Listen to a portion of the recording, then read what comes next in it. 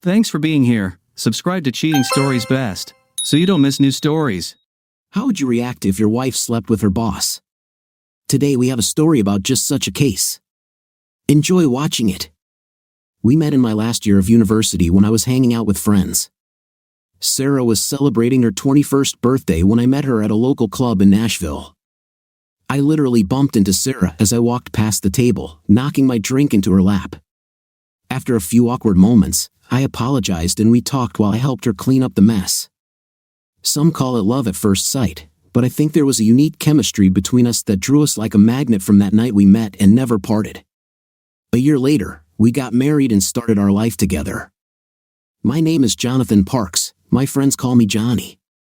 I have a degree in accounting and became a certified public accountant with a large accounting firm in Atlanta, where Sarah and I settled near our family. After working and gaining experience at a large accounting firm, I started my own firm. Sarah, who has a degree in business administration, supported me for the first 2 years until she became pregnant with our wonderful daughter, Angel.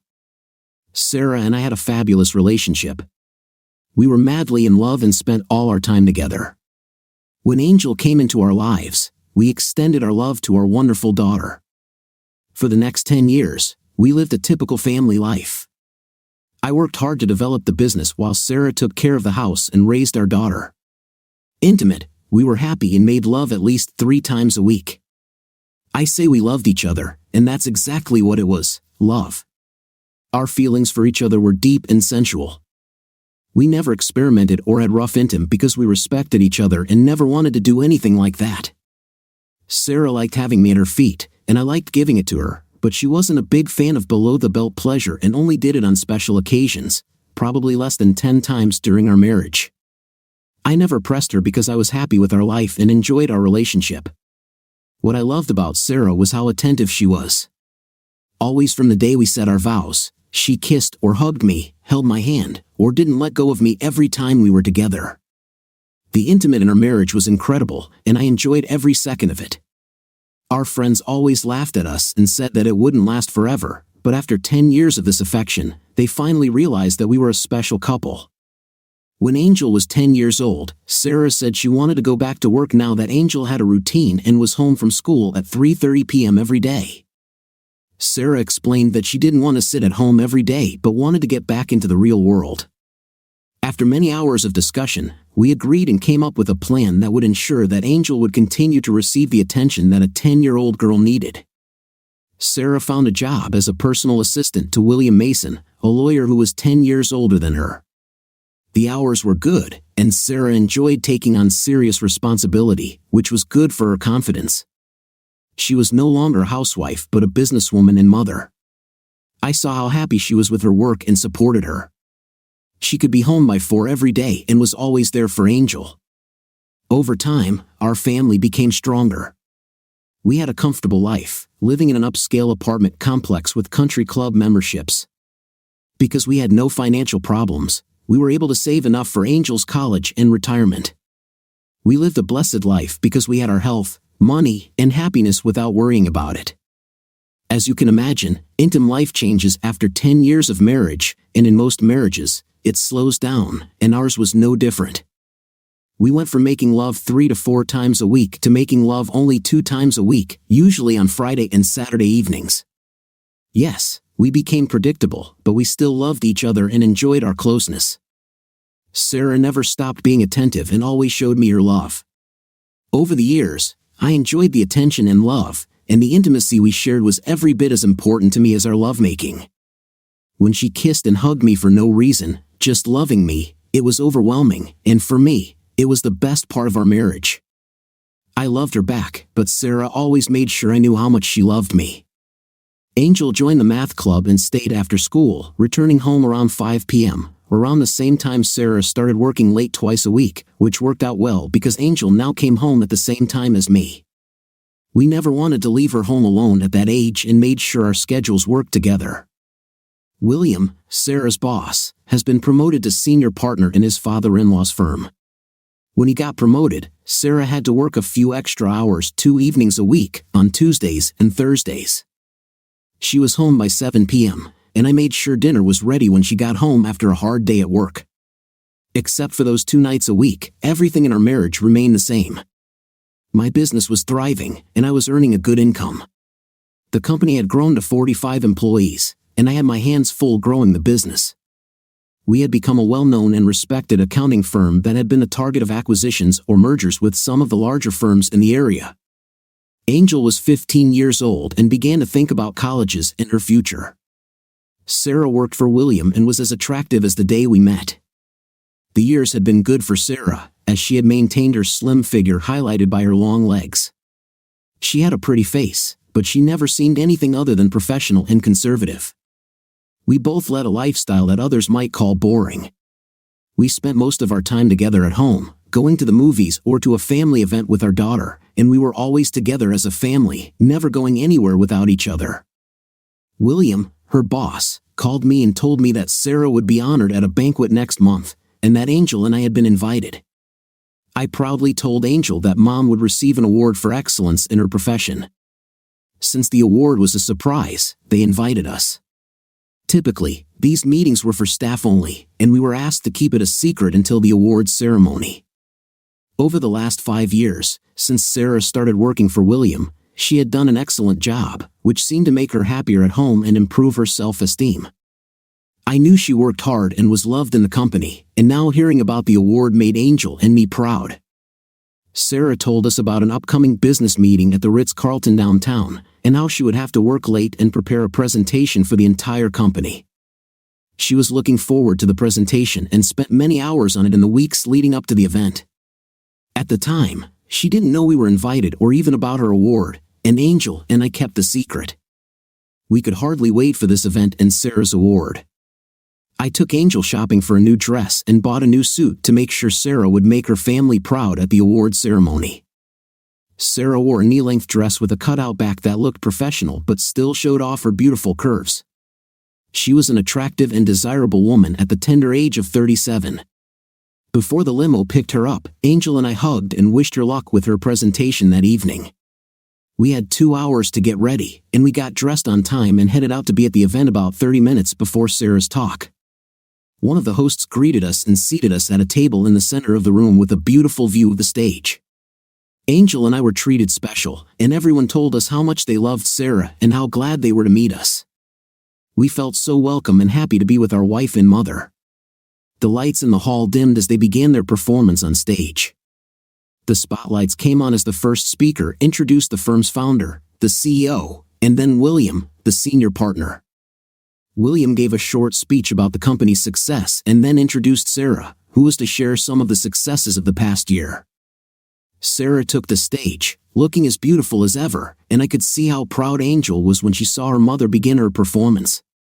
In a professional and trained voice, Sarah spoke about the company's accomplishments over the past year, their successes, and future projects they were working on.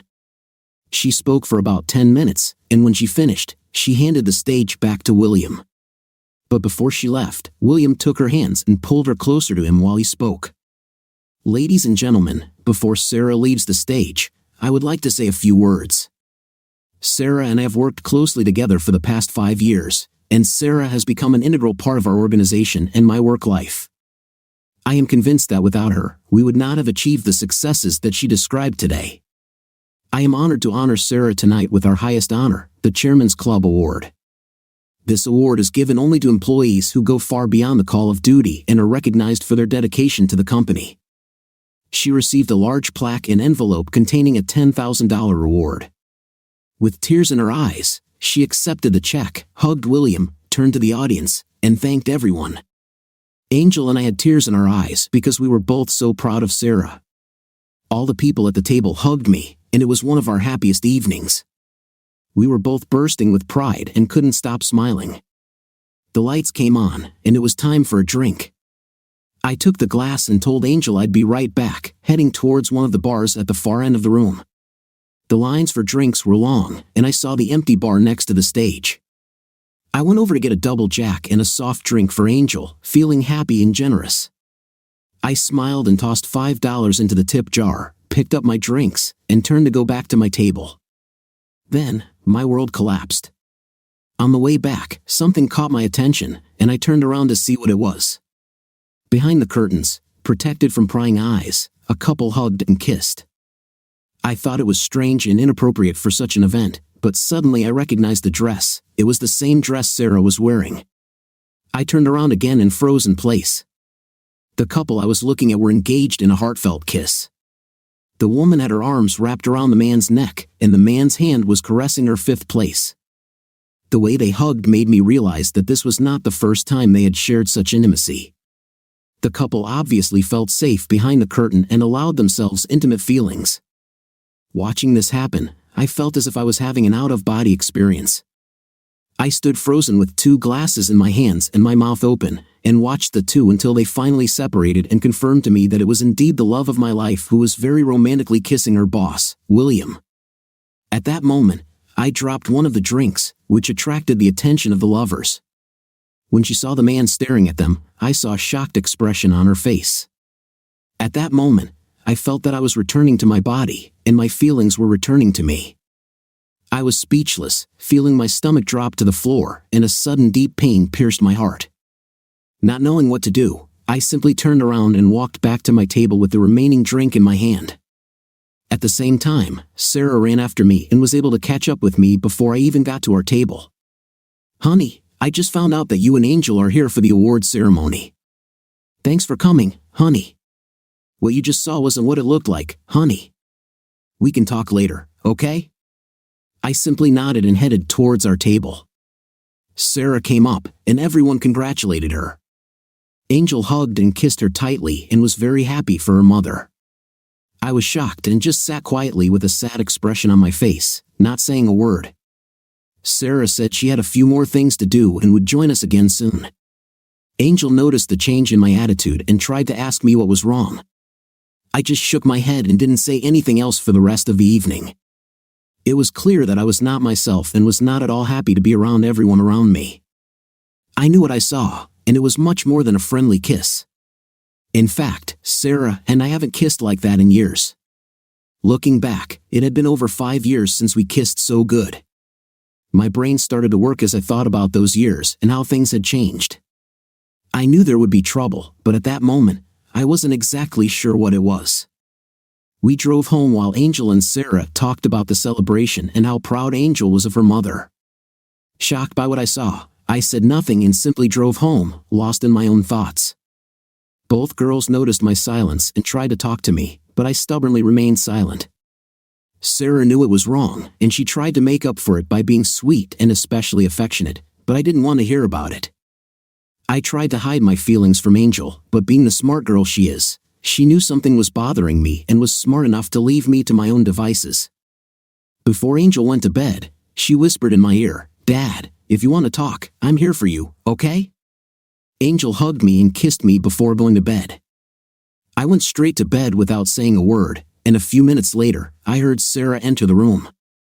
"Johnny, are you okay, baby?" After a full minute of silence, she asked, "Darling, do you want to talk to me?" I could tell from her voice that she was nervous. When she climbed into bed and tried to hug me, I turned my back to her. "Look, I know what it looked like, and I'm so sorry. I don't know what to say, but it wasn't what it looked like. Please talk to me." Without saying a word, I lay there in silence as anger began to displace the state of shock I was in. I didn't say another word because I had nothing to say to this woman, and I knew that anything I said would be hurtful and wouldn't solve anything. She tried to hug me, but I ignored her and had the worst dream of my life. The next morning was Saturday, and I knew it was going to be a long day. When I opened my eyes and sunlight streamed through the window, I lay there remembering the scene I had witnessed and trying to make sense of the situation. I got out of bed, went to the bathroom, washed my face, and brushed my teeth. When I returned to the bedroom, Sarah was sitting on the bed, watching me and trying to act normal. "Good morning, honey. Did you sleep well?" she asked, as if nothing had happened. I ignored her question, put on jeans and a t-shirt, and looked at her before leaving the bedroom. I turned to her with a hateful look in my eyes, speaking for the first time since the banquet. "How long?" When she didn't answer and just looked at her hands, I left her and went to have breakfast and think for a while. I was out of my mind. I know things will change for us, and I can't wait to hear what she has to tell me about her affair. She knows she has to tell me the truth because she knows if she lies, I'll find out. Sarah and I were very close, and she never gave me any reason to believe that she wanted another man. I haven't noticed any change in our intimacy, and she still hugs and kisses me all the time. How can she act like this when she's having an affair? I mean, if she's with him, how can she show me all this love? Could the woman I love really be having an affair with William? Oh my God, this is terrible, and I can't believe this happened. William knows he shouldn't show affection outside of his office, but tonight he just had to kiss me. Yes, I enjoyed his kisses and hugs, and it was an exciting evening, so I can understand his enthusiasm. But he knows my rules about showing affection in public and how dangerous it is. Now I have a big problem. How can I explain to Johnny what he saw? He's not stupid, and I know it won't be easy. I remember the first time William and I started this affair. It was a year after I became his assistant, and he was having problems with his wife. He has 6 small children, including twins, which keep his wife very busy and overworked. They were going through hard times, and he started telling me about his problems. We became closer, and I remember helping him through this difficult time, but not without consequences. Several times, I hugged him and told him that everything would be okay and that he just needed to hang in there and love his wife. One day when I was hugging him, we felt an electric current pass through us, and we kissed, which ended in intim on a large sofa in his office. Today, I know that I was selfish and fell into his web. The respect I had as William's personal assistant went to my head. I felt that I was more important than others in the office, and William was always generous with praise and compliments in the workplace.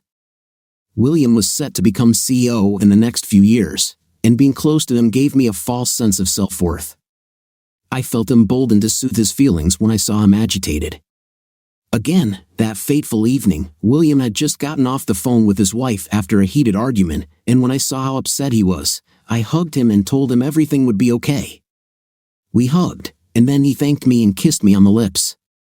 We looked into each other's eyes, and the kiss turned into a 2-hour intimate scene in his office. I was fascinated by his power and completely opened up to him. I always felt the need to show my affection in the form of hugs and kisses. When it was over, I felt terribly guilty and wanted to tell Johnny about it, but I knew it would mean the end of our marriage. When I got home, I was sure Johnny knew what I had done, but as always, Johnny and Angel just hugged and kissed me and greeted me with the love they always showed when I got home. My heart broke, and I felt sick with guilt. At that moment, I realized that I had to remain silent and never mention it again. After all, this evening was a once-in-a-lifetime event that would never happen again. We spoke to William the next day, and we both knew it would never happen again and that it was just a one-off that we needed to get over. Over the next few months, we worked late into the night, and within a few weeks, I found myself back in William's tender arms. I had no reason to cheat on Johnny because I loved him with all my heart and would never want to hurt him or ruin our marriage. But being with William was something else. He was a big, strong man in whose arms I felt safe. William was not a handsome man and could not compete with my wonderful husband. William was overweight, bald, and did not at all look like a feminine darling. Johnny knew him well and was sure that William did not pose a threat. Johnny, of course, trusted me completely, and so he didn't mind me working with William in the evenings. William was a large man, over 6 feet tall, with big, strong arms, and I had never seen such a big one, and after we did it the first time, I knew I would be lusting after it for the next week. He also did intimate things to me that I had never felt before, and I found myself wanting it more and more. In the beginning, there was no love, no feelings, only intim. But over the years, we grew closer and felt deep affection for each other. As a result, our affair helped William save his marriage. For some reason, spending 2 evenings a week together helped William manage his home life better. Because I felt like I was helping William without putting Johnny at a disadvantage and making everyone happy, I was able to justify myself and absolve myself of any blame. My personal life was great, my boss was happy, and I had a great job and loved my job. When he was promoted, I started working 2 evenings a week. This was the time William and I spent enjoying the afternoon in the privacy of his corner office, which was in a secure location. It was safe, and there was no way we could get caught. After we both realized that this relationship would continue, we agreed to limit our relationship to those 2 evenings and not do anything outside of those few hours a week. For 3 years, we were together twice a week and enjoyed each other both intimate and emotionally. Eventually, we became more than lovers, and the affair became more than just intimate in his office. There was a large leather sofa where we spent time together. Yes, intim with William was good and different from intim with Johnny, and he did things to me that I had never experienced before. He had a way of making me do things that I had never allowed before. Intimate with Johnny was amazing and loving, while with William, it was harder and more intense. I had the best of both worlds, and I never wanted it to end. Somehow, and I don't know how, I was able to do this with William and go home without feeling guilty. It was as if I was living a separate life with my boss, and it didn't affect my personal life in any way. Johnny and Angel never lacked my love or attention because I needed a feeling of intimacy with any man I had in him with. I found that in private, I gave William the same closeness and attention that I gave Johnny. I realized that some men enjoy this level of appreciation and attention, and that it makes women even more desirable. On those special evenings, I became William's work wife, and we both appreciated what we had. Although we knew it would never go beyond our 2 meetings a week, neither of us wanted to hurt our spouses, and so our romance blossomed into a close friendship. Any feelings of guilt I had early on disappeared, and the only feeling I had was one of satisfaction. I felt like I deserved the life I was living. At work, we were always professionals, and no one had any idea what we did. William always talked about his children, and photographs of his family were hung throughout his office. Everyone considered William an excellent father and family man. They thought the same about me and would be shocked by the intimate relationship between us. Every second of every day, except for those few hours a week, I was a faithful wife as usual, in family mode to Johnny and Angel. I thought about Johnny, always showed him love, and cared for him more than I can explain. I loved him and our family and made sure they were not harmed by my actions. I foolishly believed that spending a few hours a week with William meant nothing to our families. It was just time spent together and didn't impact our marriage in the same way that dinner with a friend would.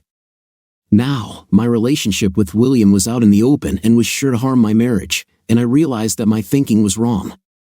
This morning, Johnny looked at me deadpan and asked how long. I knew I was in trouble. Johnny was smart and not stupid. He knew something was going on. How should I answer him? Should I tell him the truth? I can't lose him, and I can't live with him by lying. I do not know what to do. Sobbing into my pillow for the last hour had given me no answers, and I knew I had to tell him the truth and ask him to understand. I know that he loved me, and he must forgive me. I looked at the clock and realized that Angel had to be at school for the math club by 1 p.m., and I knew it was time to face reality. I drove home to find Sarah sitting on the patio with a cup of coffee, looking out at the lake. Without saying a word, I poured myself a cup, sat down next to her, and asked her the question again, how long? After a few minutes of silence, I noticed tears streaming down Sarah's face. What I heard next sent shivers down my spine and a pain in my stomach that almost made me want to puke. Sarah said in a quiet, tearful voice, 3 years, evenings when you worked late. And again, she said, almost in a whisper, yes. I sat in silence again for a few minutes and then spoke. If I understand correctly, those 2 days each week when you worked late for the last 3 years were the only ones you had intim with William? Yeah, we've never done this anywhere else, and I have so much to explain when you give me a chance. So you just told me that you've been having intim with your boss 2 nights a week for the last 3 years. You don't have to be an accountant to know basic arithmetic. You've slept with him over 300 times, and I know you never do it just once, so I'm guessing you did it at least twice in an evening. Sarah, you had intimate with this guy over 500 times behind my back. Sarah, do you know any man who could live knowing this? Tears fell from her eyes onto her lap as I continued. You two must have had so much fun laughing at me, your ignorant cuckold. I can only imagine what you said about me or how he made fun of me by having intim with my wife behind my back. Thank you so much, Sarah. I never thought that you would do something like this to me. I have never been so humiliated and deliberately offended by anyone in my life. I always believed that you loved me.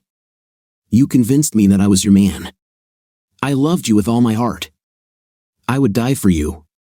But, Sarah, you ruined our marriage and broke my heart.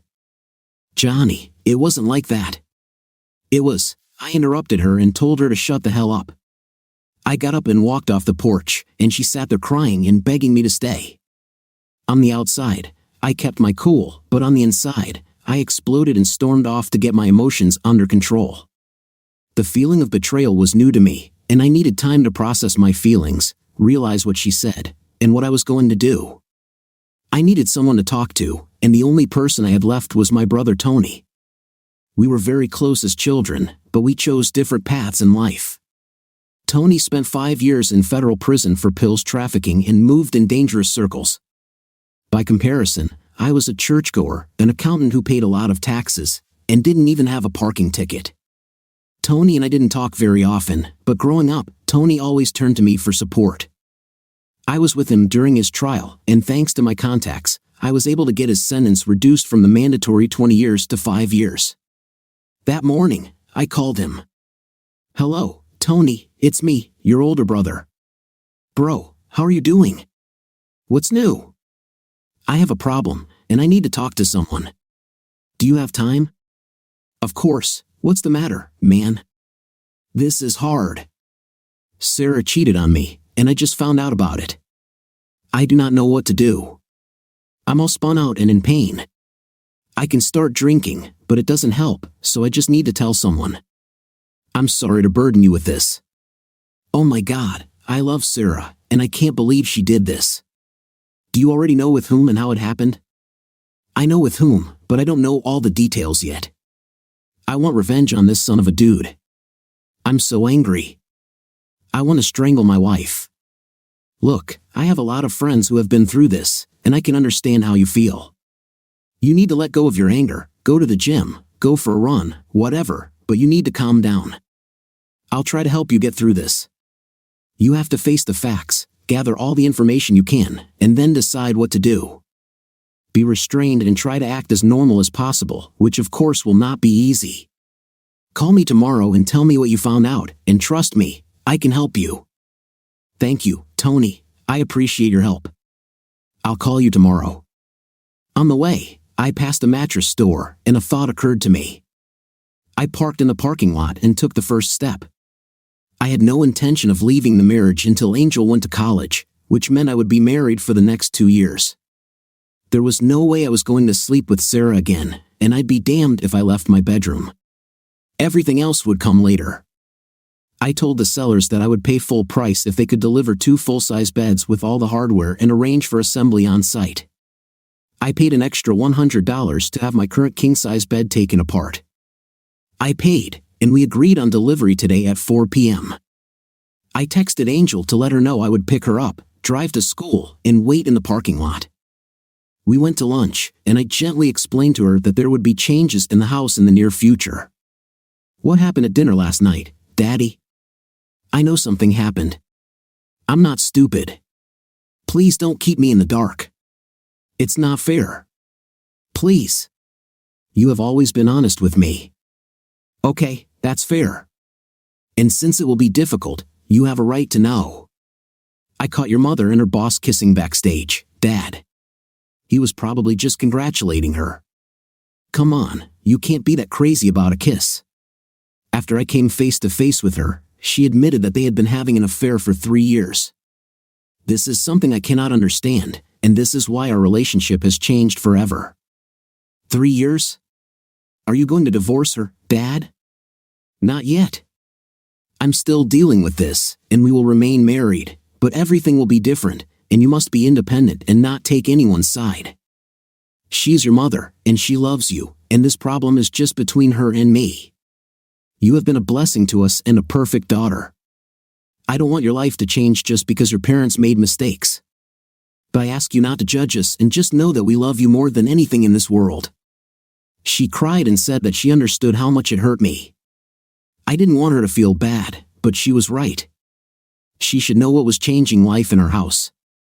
Sarah was surprised to see us come home together, and by the look on Angel's face, she knew what I had told her. Angel gave her an angry look and went to her room without saying a word. "Did you tell her?" She knew something was wrong, and she has a right to know. Everything will change for us, and she needs to understand why. You can explain this to her when she gets over the shock. What do you mean when everything changes? You're not planning on getting a divorce, are you? If I get divorced, it won't be now. I want to see how everything turns out. Besides, I wouldn't do that to Angel. Starting today, things will definitely change. Johnny, you have to let me explain what happened and try to understand. You are my husband, and I love you. Well, you voluntarily had intimate with William over 500 times behind my back. That's all, Sarah. I don't know what you can say that any self-respecting man could agree with. Do you really think I'm such a weak person? Obviously, you're not serious. You know what breaks my heart? It's that I will no longer be able to enjoy the intimacy that I used to love and look forward to. I will never go to bed with you again, and I will miss making love with you, but not as much as I miss your tender kisses and hugs. This will cause me great pain. Other changes are inevitable. You broke your marriage vows and our marriage contract. Like you, I will no longer be faithful to you and will look for another relationship. Of course, I've never thought about this before, so it might be a while before I meet women I like. You can continue to date your lover because you will never hear anything from me again. It was as if she had received a blow to the head and physically distanced herself from my remarks. She lost her balance and, shuddering, fell onto the sofa. Sarah obviously did not understand the consequences of her betrayal. Johnny, you shouldn't date other women. This will destroy me, and I won't let it happen. I love you. What happened is not at all like that. I know this sounds bad, but let me try to explain. Sarah, 500 times behind my back, and here you are suddenly realizing that your dissolute behavior can have consequences. Yes, Sarah, you changed everything. Don't forget that all this happened because of your deceit, lies, and infidelity. At that moment, the doorbell rang just in time. I let the installers in and showed them the bed that was to be dismantled. They got to work. What's going on here? Who are these people? Well, Sarah, since I'm never going to sleep in the same bed with you again, I thought it wouldn't be fair for either of us to move into the spare room. So, I bought 2 big beds.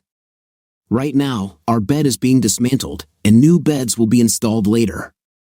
If you don't like the mattress, you have 3 months to choose another one. Will we sleep in different beds? Yes, since we won't be intimate, I definitely don't want you in my bed. I can't believe you're doing all this.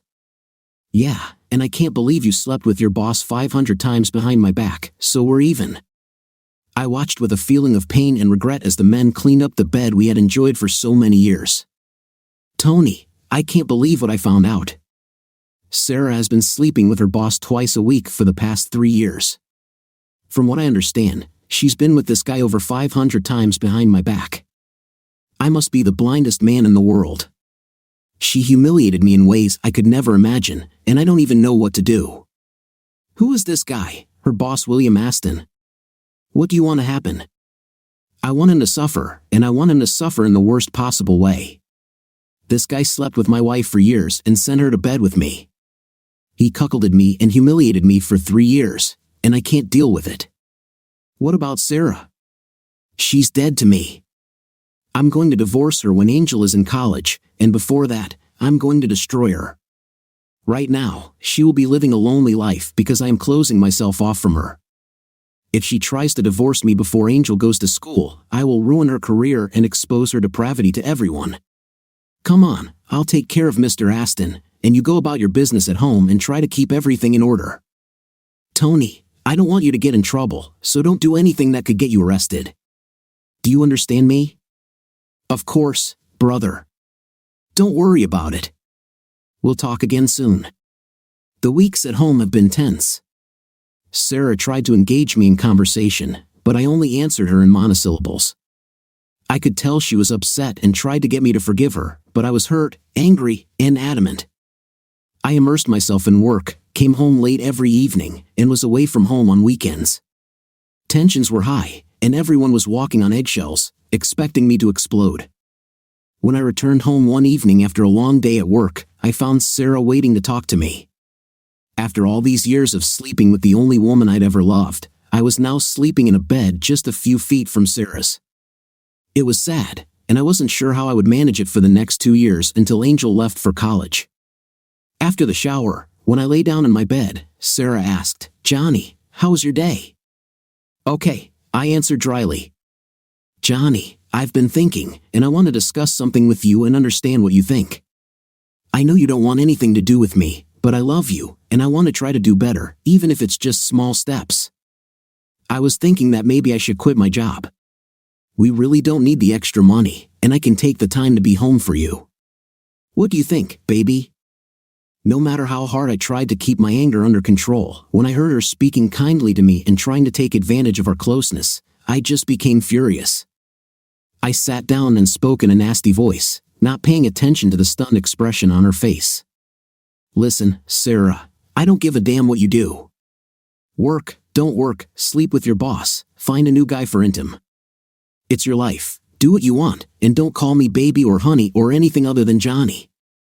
The more I think about it, the more convinced I am that you should keep your job and your 2 intimate sessions a week with William, because I will never be with you again." I rolled over to the other side and lay down on the pillow. I heard Sarah begin to sob, realizing how much her betrayal had hurt me. "Johnny, you don't have to say anything, but please just let me talk.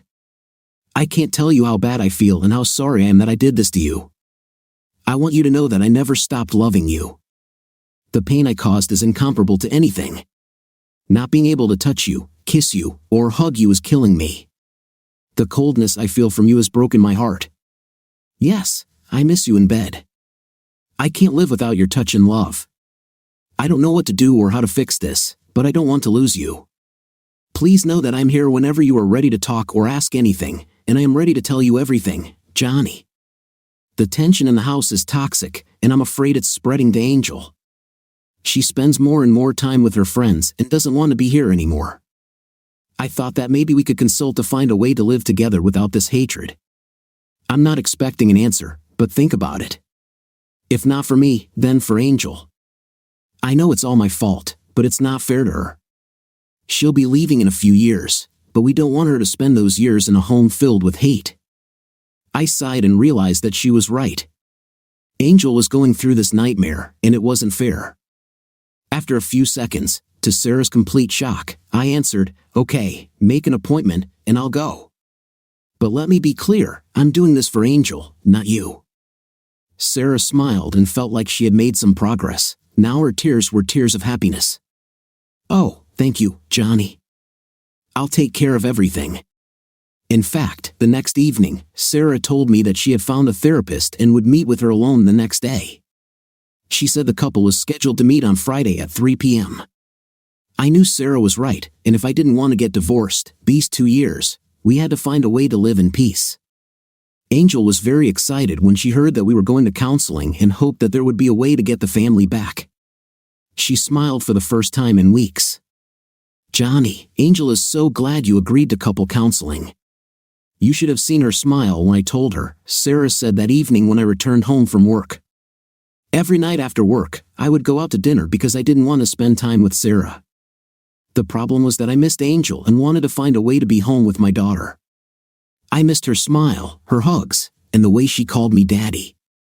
Sarah went to her individual consultation, and that evening she was completely out of it. When I got home, I found her crying, and I realized it was probably hard to explain to someone how she had cheated on her family for years. Somehow, I had no sympathy or compassion for the woman who broke my heart. My brother Tony called me later that week. He explained that he was owed some favors by some former acquaintances who were associated with the cartel. The cartel may be ruthless and cold-blooded killers, but they are true to their duty. The debt they owed Tony was not in cash but in favors for what he had done for them.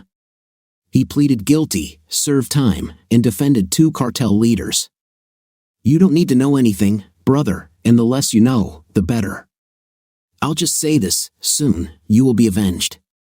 Contacting one of his contacts, Tony explained the situation. They understood and told him they would take care of it and let him know when it was done. Tony explained that no one wants to die, but it should be done in a way that he will remember for the rest of his life.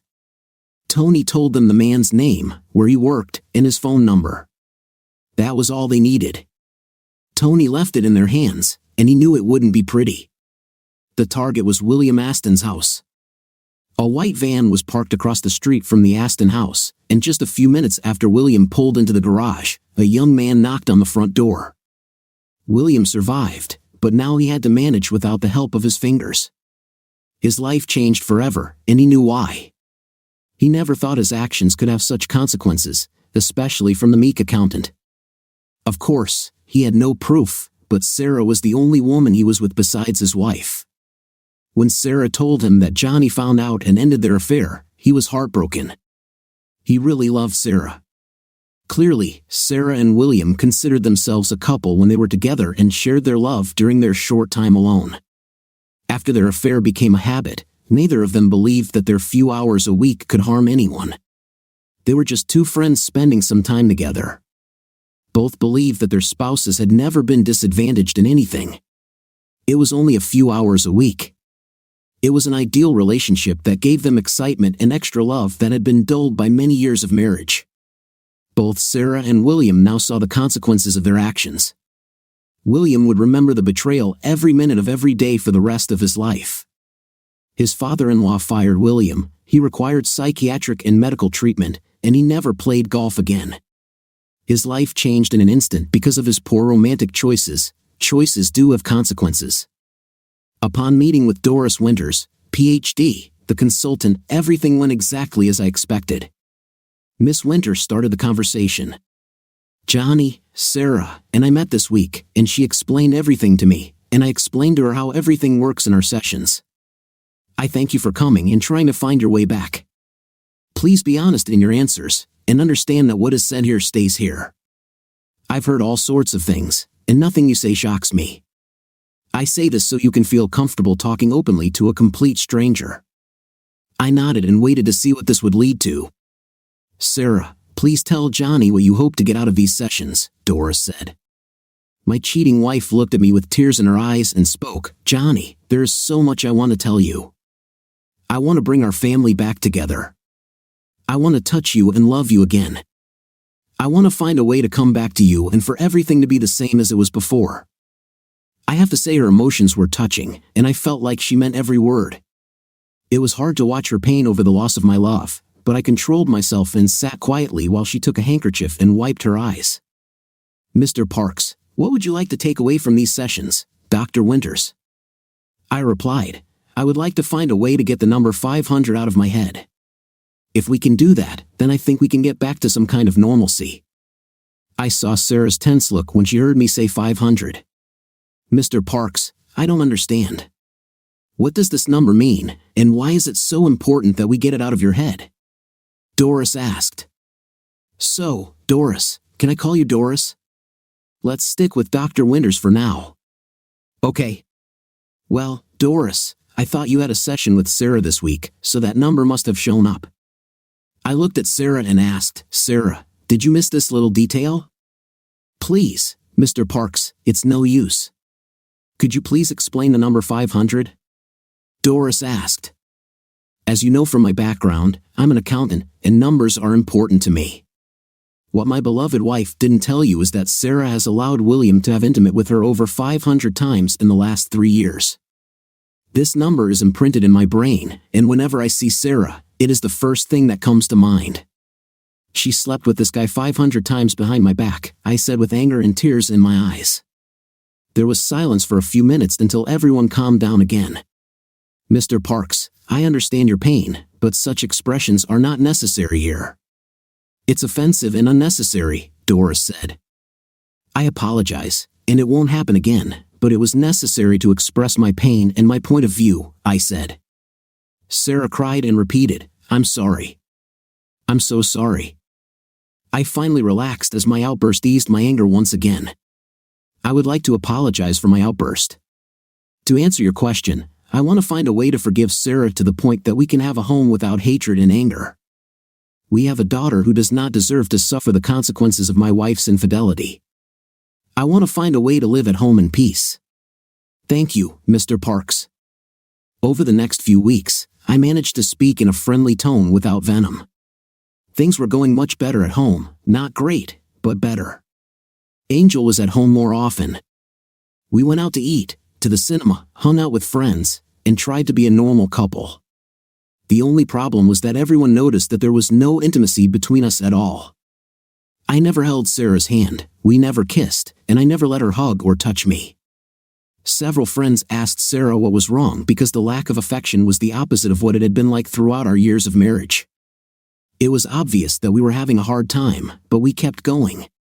When Sarah heard about William's accident, she was thunderstruck. Although William never said a word about this event, Sarah knew that I wanted revenge and may have been involved in some way. She waited for a reaction. That evening, when she told me how someone had broken into her former boss's house and attacked him, she watched the reaction. She saw a slight smile flash across my face when I said, "Wow, this is something." Continued reading the book, is that all you can say? Her tone and comment struck a chord, and I looked up and glared at her. "Oh, I'm so sorry your lover got hurt. Do you want me to send him flowers, or should we go see him, honey?" She looked away, and the conversation ended. Sarah knew that I was somehow responsible for this and that if she cared about William, all the progress we had made would come to an end. Earlier that week, I received a message from Tony with a thumbs up emoji. This was our last contact for several months while things cooled down. I wondered if the police would find out about William and Sarah's affair and question me about the attack, but that didn't happen. The police eventually placed the report in the open case file and moved on to other crimes. The culprits or the reason for the attack were never found. As promised, Johnny began dating and hanging out late into the night.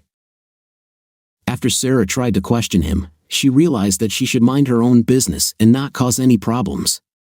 Johnny explained that they were husband and wife in name only and were living together for the sake of their daughter. Eventually, they found a way to remain polite to each other, and their home life was outwardly tolerable. Sarah finally realized how much she had hurt her husband, and there was nothing she could do about it. Johnny maintained their life together in the appearance of a family by letting her know that he would inform her family and friends about her affair and make her life hell if she filed for divorce before Angel went to college. Sarah was considered married but was lonely. She had no one to give her love, for which she lived. Hugs, kisses, and love defined her life, and the two men she gave it to and who gave it to her were now lost. She continued to work and live a sad life, and knowing that her husband was enjoying himself with another woman made everything even worse. Counseling helped her, but she walked alone because Johnny knew he would never be able to forget the terrible betrayal.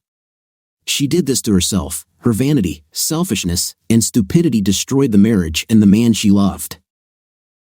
She found no sympathy from Angel, who loved her mother, but every time Sarah complained about Johnny, Angel reminded her that Sarah had done this to herself. Angel continued to tell her how much her father loved her and how dejected he was when he saw Sarah with another man.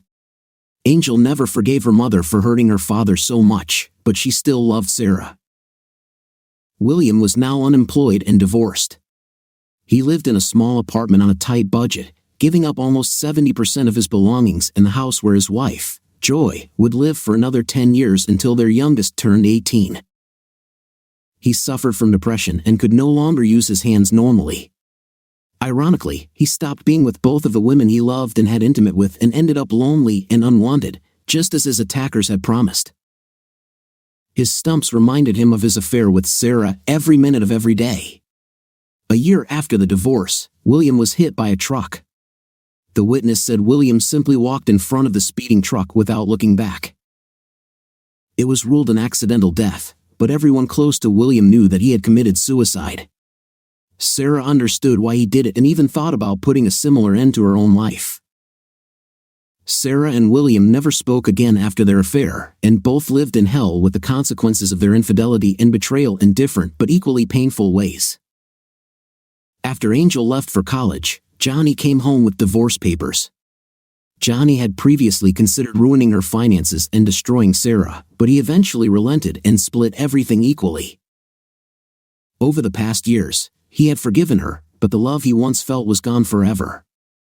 Sarah was not shocked by the divorce papers and signed them without protest. She knew that she had destroyed everything and rejected love herself, but somehow she felt relieved that she might be able to start a new life. She was sure that she had learned her lesson and would never cheat again. For Johnny, divorcing the woman he had loved all these years was painful, and he was filled with regret. He wished he could take back all the good things or at least find a way to forgive Sarah, but no matter how hard he tried, he could never get the number 500 out of his head. They sold the house and divided the share. Johnny moved in with Tricia, a dancer 15 years younger whom he was dating. He wasn't in love, he just wanted to have fun and catch up. Over time, having regained his confidence and happiness, he found in Tricia a woman he could love and cherish. Sarah never lost hope of reconciliation and grieved for several weeks when she learned of his marriage. Sarah was never able to forgive herself when she thought about the lives that her selfishness and arrogance had damaged. She dated several men but never found love. She gained weight, her looks faded, and she became a lonely, depressed shell of her former self. Angel and Sarah were close, but Sarah never heard from Johnny again. She never again experienced the love she had with her wonderful husband and lived her life with the pain she caused to those close to her. Johnny made sure Angel's college was funded. Angel became a psychologist with a need to help others. She married a doctor and had a wonderful life. Angel did not follow the path of her mother and remained faithful to her husband. They raised 5 children, and Angel remained close to both Johnny and Sarah. Subscribe to our channel so that your second half doesn't cheat on you, and go ahead and listen to the next story because this story is nothing compared to the next one. How would you react if you were the main character? What would you do? Write about it in the comments. See you in the next video.